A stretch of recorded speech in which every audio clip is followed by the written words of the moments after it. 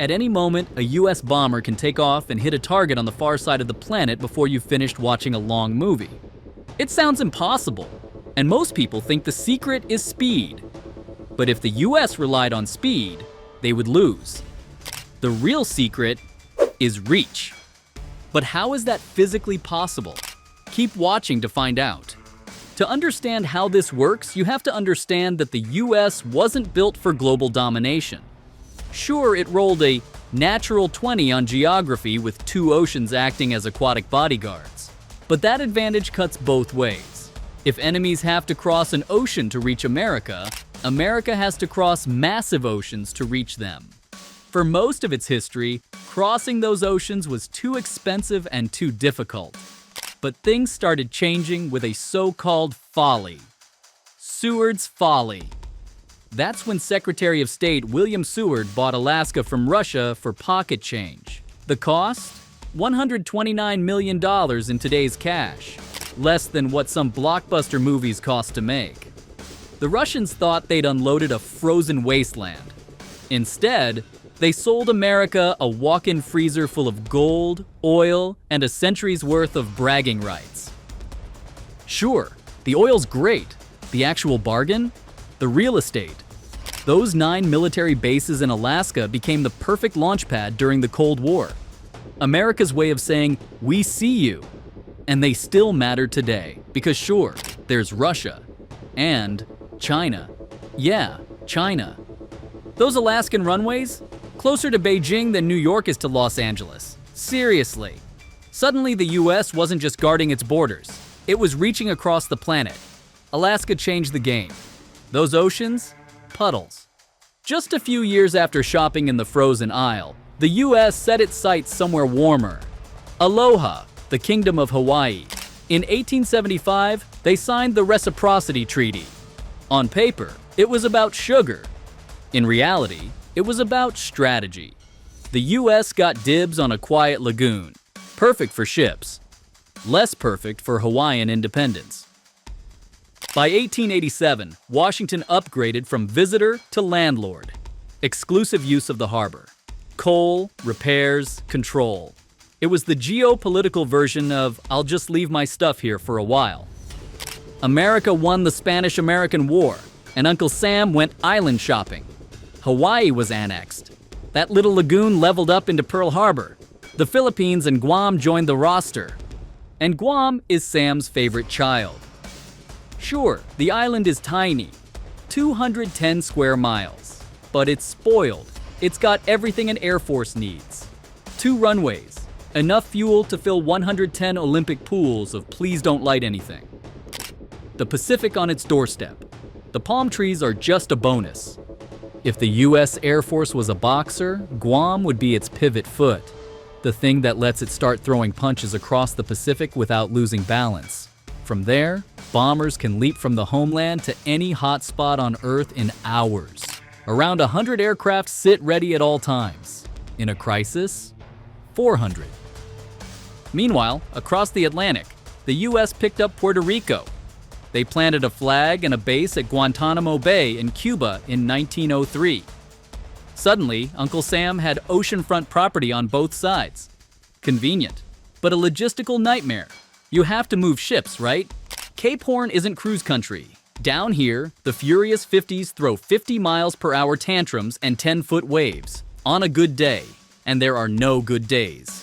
Further south, the screaming 60s join in. You don't sail here unless you've written your will in waterproof ink. So the US found a better route. The Panama Canal, the world's biggest shortcut. 6% of global trade squeezes through here every year. The French tried first and face-planted. The US took over, finished it, and flexed hard. Technically, America handed it back in 1999. Technically.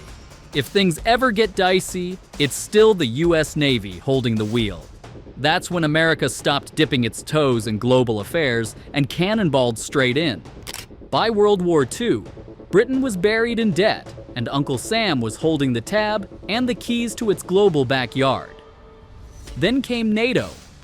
Then more alliances. Today, the US has formal defense pacts with 51 countries. That's a lot of friends to call when things go sideways. And that's not counting the "it's complicated" relationships. Egypt, Saudi Arabia, Taiwan, and lately, India.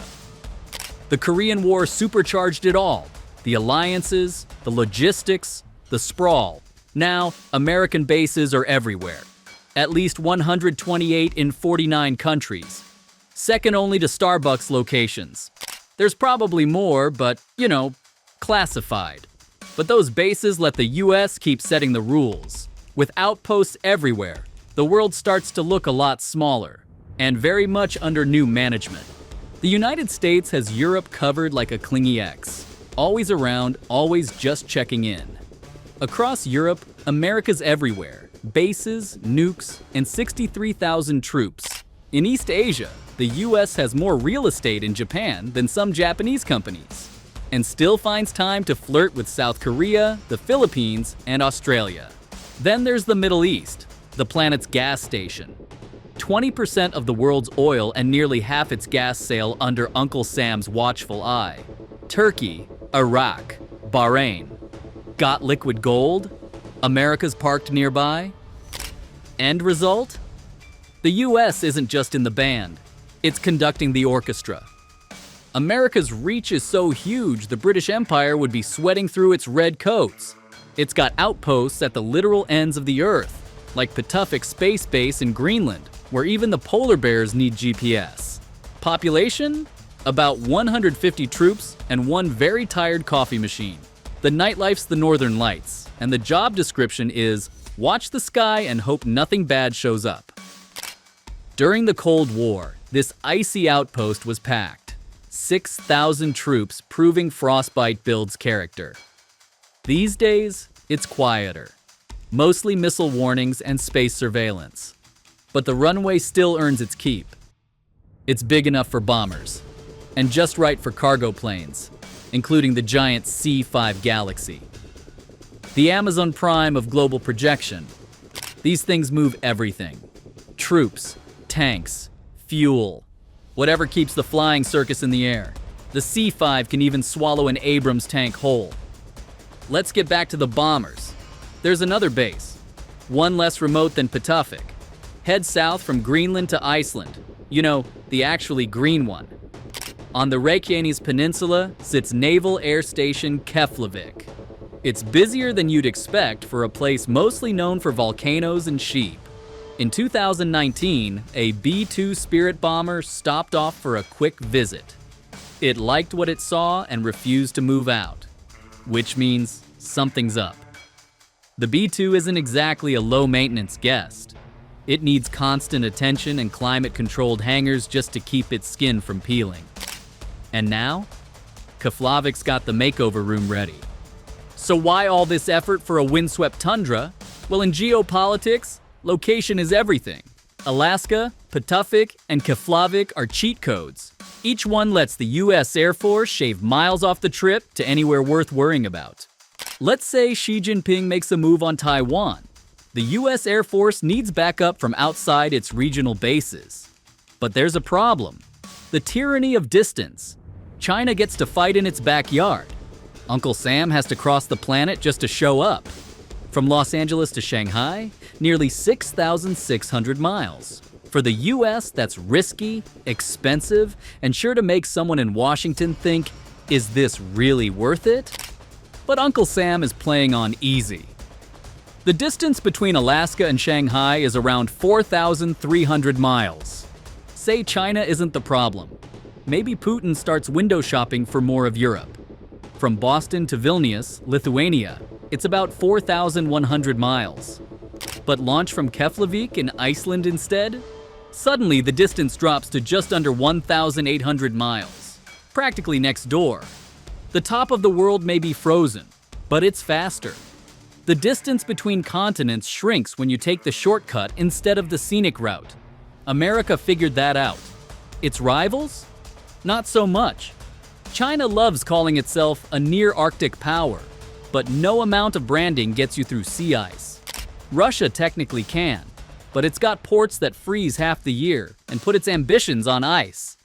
These two no-limits partners have plenty of limits. Because unlike the United States, they don't hold the choke points their economies depend on. They just get choked by them.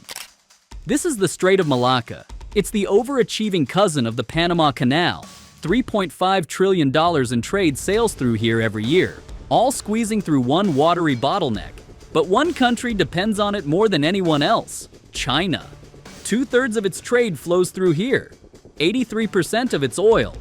For Beijing, this isn't just a shipping lane, it's a stress test. The nightmare scenario? The US Navy drops anchor nearby and flips the off switch. China's been losing sleep over that for decades. It even has a name, the Malacca Dilemma. So it's tried to come up with a solution. In 2013, Xi Jinping rolled out the Belt and Road Initiative. The centerpiece? The China-Pakistan Economic Corridor. The idea was simple: skip the Strait of Malacca entirely. Ships unload at Pakistan's port of Gwadar. Then, oil and gas would cross land to China. It's China's attempt to cheat the game, and the US. Why? Let's head south. This is one of the world's most remote and controversial islands. Diego Garcia, smack dab in the middle of the Indian Ocean. Once a French leper colony, it's now the world's most strategically placed speck of sand. Why all this trouble for a remote island? Remember, location is everything. Look at where Diego Garcia sits compared to China's Pakistan corridor. It's practically giving it the stink eye. Let's say China makes its Pakistan shortcut work. It still has one massive problem: Diego Garcia, and it's packed with enough toys to ruin Beijing's day.